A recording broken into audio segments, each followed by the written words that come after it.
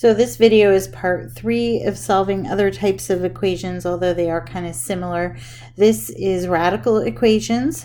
One thing to note, if you have the square root of x that equals a, it's an equation, so that will say x equals a squared. And what we're really doing is we can do, so to speak, taking the square of both sides, but only in an equation like that. Never in an expression, even like complex fractions. So when we do square root of x squared, we end up with x and then equals a squared. So similar to what we did for the square root method. So first thing is to isolate our radical term here. So for number 11, we have 1 equals square root of 2x minus 1. And so we need to get our number stuff to one side and our radical stuff to the other side. So we're going to go ahead and add 1 to both sides. So we get 2 equals square root of 2x. Now before you do any kind of division or anything like that, you have to square both sides to get your x freed up out of there, out of the radical. So we would end up with 2 squared is 4. And that's equal to 2x. Then go ahead and solve. You get x equals 2. So now we just need to check that and verify and make sure the sides balance. That's very important to do here because you can get what's called extraneous solutions. And we want to make sure that works. We want to make sure we don't have a negative under a radical. You can have a 0, but not a negative. So you do have to kind of check your domain and things like that. But you also have to make sure that in this manipulation here, taking the square, remember where sometimes when you're taking the square root of something, you have a plus or minus situation. Well, here we have to double check that something didn't go wrong. So we have to verify, does 1 equal square root of 2 times the x, that is 2, and then minus 1. And we're going to just double check, make sure that does in fact balance. So we would get 1 equals square root of 4 minus 1, and then does that equal? And that would equal 2 minus 1. 1 does equal 1. It's mainly when we have two different answers that we have to check, but just want to make sure you understand, to verify you have to actually plug back in and make sure the sides balance. Okay, now question number 2 reads, square root of x plus 1 equal to square root of 2x minus 1. So first step, if you want to stop the video and do it as a try it, you can do that, but I'll get you going. First step would be to take the square root, square of both sides. It's already kind of set up for you that way. And then we end up with x plus 1 equals 2x minus 1. So that one works out pretty nicely to be a linear situation. And just go ahead and subtract 2x from both sides. We get negative x. Subtract 1 from both sides. We get negative 2. So x equals positive 2. And you can do a quick check in there and make sure the sides balance. You don't always have to write it out formally, but 2 plus 1 on the left-hand side would be square root of 3. And on the right-hand side, if I were to plug that 2 back in for x, I would also get square root of 3. So they're equivalent. Now we're going to look at, we're just mixing things up here, solving with the quadratic formula. So that we're just going to review that because we'll need that for our radicals here briefly. Actually, is that there? I think that is just a mistake. So I don't think we need to do that right now. Let's just cross those off. I think that was just a typo on the video sheet. So it got added in extra. So let's just move right on to number 13. X equals square root of 30 minus x. So we have, it doesn't necessarily have to be like a constant on the left, but we just want to be set up with our radical isolated. We saw in the previous problem that we had a radical equal to a radical, and that's fine. But we do want to try to streamline things as best we can. So on this one, I'm going to go ahead and square both sides. And I end up with x squared equals 30 minus x. And then I do need to get into a quadratic situation here. I'm going to set it equal to 0. X squared minus or plus x, add my x to both sides, minus 30 equals 0. And I can factor this one. It factors really nicely, or you could use quadratic formula if you want, but that would take a lot longer. This one will factor to x plus 6, x minus 5 equals 0. And then my answers are x equals negative 6 or 5. So we do need to verify and test those. So I'm going to do that off to the right here. It's usually when we have two, one of them may not work. So not generally the negative, but not always for sure. You have to check it. So we're going to check back in the original. So I'm going to test that 6, the negative 6. Negative 6. Does that equal square root of 30 minus 6? So I end up with negative 6. Does that equal square root of 36? Negative 6. And remember, it's not a plus or minus on that. Square root of 36 is just 6. So no, the 6 does not work. And you can check the 5 also. Negative 5, does that equal 30 minus 5? And we, it's positive 5. Positive 5, does that equal square root of 25? And yes, we know 5 equals 5. So the 5 is good. The negative 6, we say that's extraneous, and we don't include it in our answer. Okay, so the 5 you'd actually write formally in set notation like that. Number 14, I'll read that to you and then I'll have you try it. So square root of 5x minus 10 equal to x minus 2. No square roots on that side. So go ahead and follow the process. So this one here works out to be a quadratic when I take this square of both, or I square both sides, and I end up with 5x minus 10 equals the binomial x minus 2 all squared. Okay, so then I have to expand that out. So I end up with 5x minus 10 equals x squared minus 4x plus 4.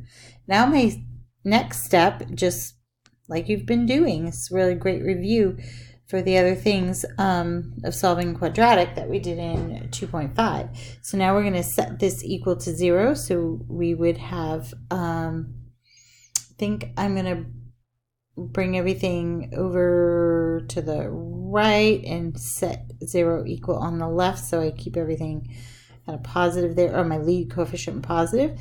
So I have 0 equals x squared minus 9x and then plus 14. And then I go ahead and I can actually factor that one. It's kind of nice. So x minus 7x minus 2 gives me my middle term of the minus 9x. So then my answer is going to be x equals 7 or 2. And I do have to check both of those just to verify and see. So I'm going to go ahead and do that. verification down below here. All right, so first I'm just going to pop the 7 in because that's what I wrote first. So square root of 5 times 7 minus 10.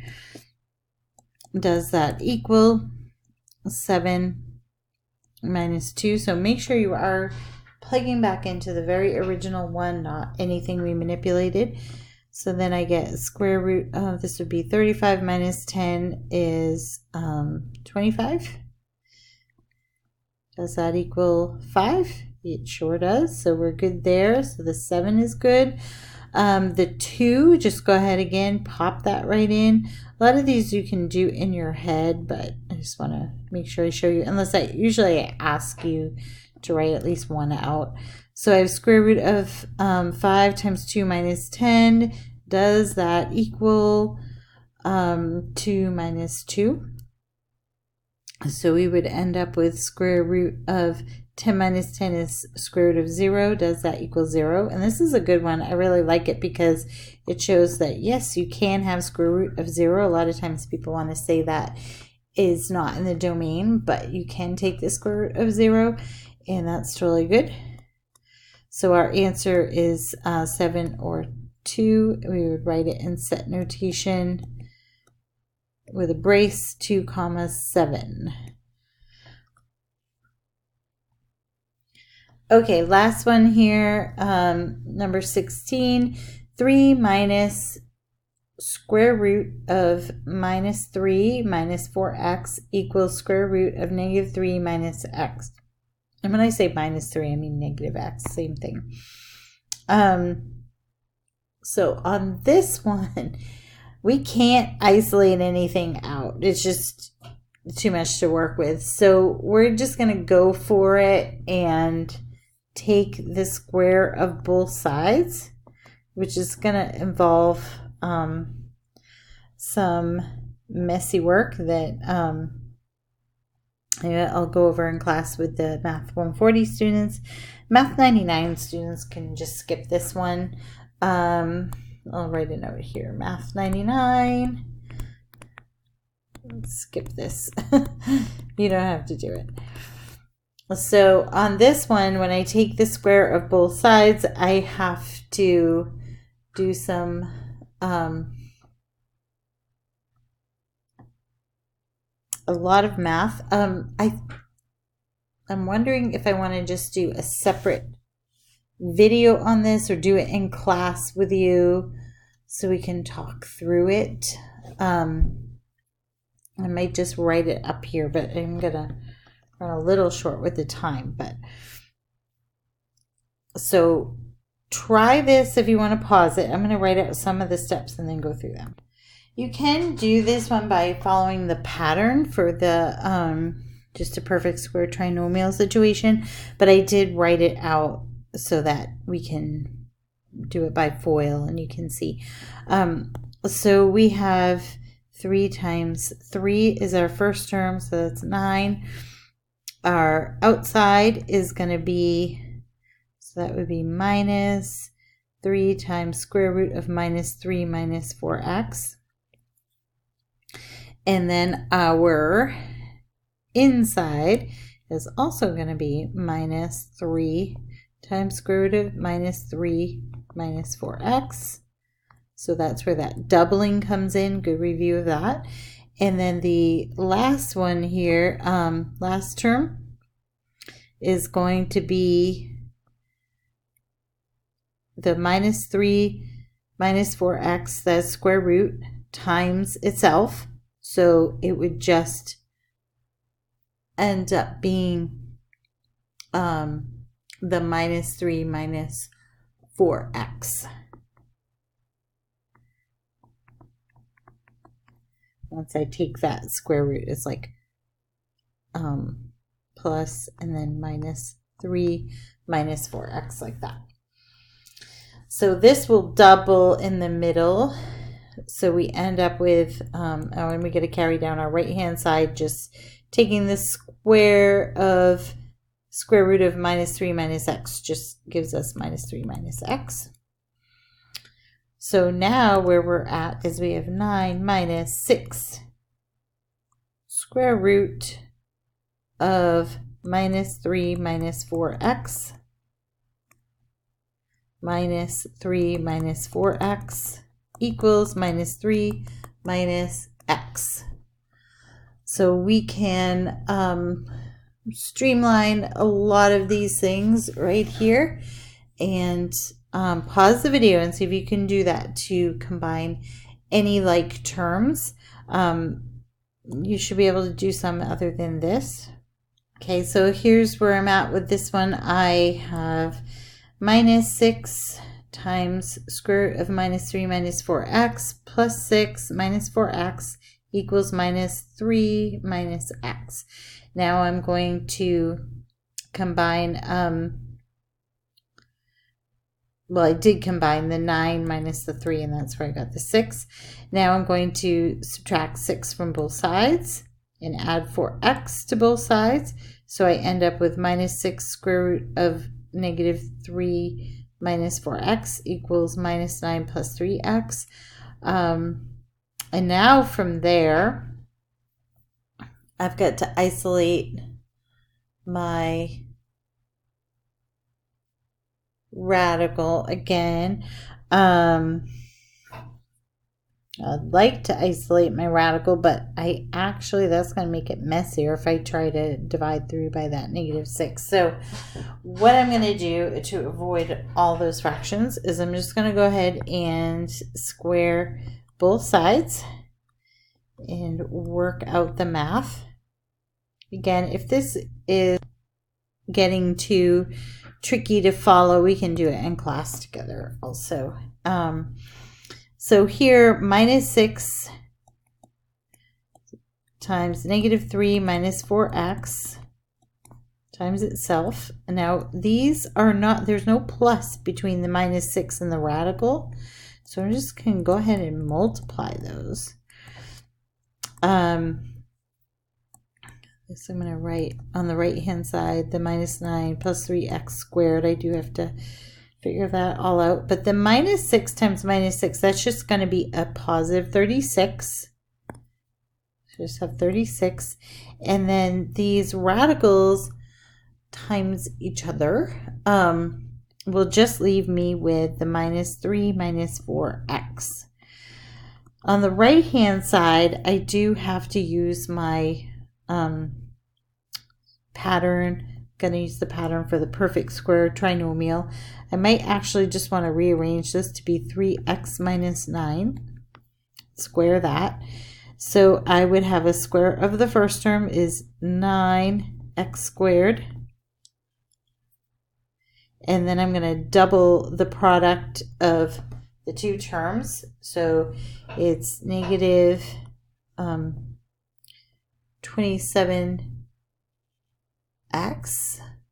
So I've got negative 54x. And then square the last term. So that's always positive 81. Then I'm going to distribute this 36 here on the left-hand side. So I end up with minus 108 and then minus 144x on the left-hand side equal to my 9x squared minus 54x plus 81. Now I need to set that equal to 0, and it is factorable. So why don't you go ahead and try that. I'm going to just leave my 0 off to the left. So now you should have 0 equals 9x squared plus 90x. And then you're going to have plus 189. You may also notice now that you can factor out a greatest common factor of 9. So that's super helpful. So we have 9 times quantity x squared plus 10x plus 21. And then that's nicely factorable. So we get this 9 will actually divide out. You can divide both sides by 9 and get rid of that because there's no variable attached with it. So then I get x plus 3x plus 7. And so my answer would be x equals -3 or x equals -7. And now then you would plug each of those back in to verify, and you can try that on your own if you want. I'm going to spare you the pain there, but I'll tell you that one of them doesn't work out. The -7 actually is extraneous, so my answer would just be the -3. That one will, when I plug it back into the very original, it will balance off and I'll get a true statement that's equal. But the -7 won't. So I do want to make sure I write my answer as a brace, -3, and then another brace to be in set notation. So clearly mark your answers for these. That's really important. And thanks for watching. I know that one was really hard, but that's part of the Math 140 curriculum, is to really go deeper and get into the messy math. And it's not too bad. You just have to follow through. It's the same process that you've learned before. It just looks kind of different with those types of numbers. So keep at it. We won't have a ton of those through the course.